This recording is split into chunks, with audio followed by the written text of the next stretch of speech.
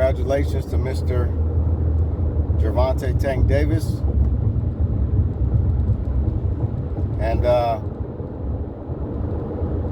pretty good performance by Mr. Romero. Although he came up short and got stopped in the 6th round.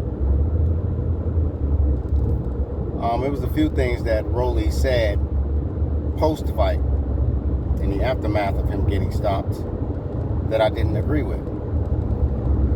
First thing he said that I didn't agree with was he was winning the fight every round. I actually went back and looked at the fight. No, Rolly was not winning every round. Actually, I had Tank up by 1. I had him up 3-2 before the stoppage in the 6th round. Also, Rolly said he exposed Tank. I don't see how that's possible when you got knocked out. I would see if it went all the way to the decision and maybe Tank got the unanimous or split decision. But for you to say that you exposed Tank Davis and you want a rematch, or you feel like you deserve a rematch, no. He's the champ. You don't have any belts.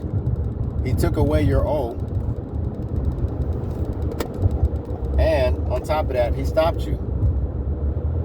So how in the world could you think that Tank should consider you for another rematch? That's a waste of his time. It don't have nothing to do with being scared. Were you a dangerous fighter and a threat? Yeah.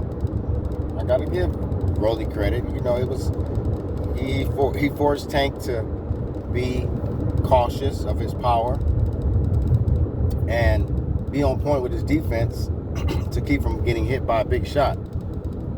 But Rolly is delusional if he thinks that Tank is going to give him a rematch, or Tank will be scared to give him a rematch. It don't have nothing to do with that. He beat you. Shout out to the referee, because when you look at how shaky and how stanky-legged Rolly was after he got up barely from that knockdown, he would have got seriously hurt. Tank would have knocked him clean out. He wouldn't have just been out on his feet or dazed with wobble legs or stanky legs. No, he would have been out clean, and he probably would have got a serious concussion, some kind of brain damage, because it wouldn't have been too good. There would have been no way Rolly would have been able to defend himself properly after being dazed the way he was after getting knocked down like that. So he put up a good effort. Rolly put up a good effort. He showed that I think Rolly didn't expose Tank, in my opinion. I just feel like Rolly showed that he is someone that should be mentioned amongst the top fighters in his division, in that division. That's all I can say about Rolly.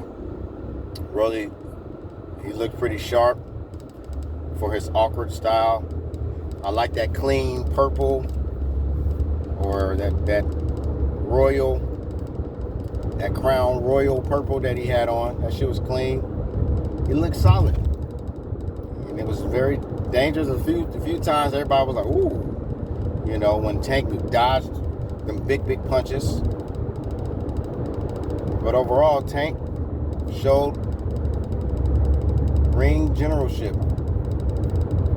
He picked his spots, used his jab when he needed to, used his defense when he needed to, went to the body when he needed to, and used his power punch when he needed to, and at the right time.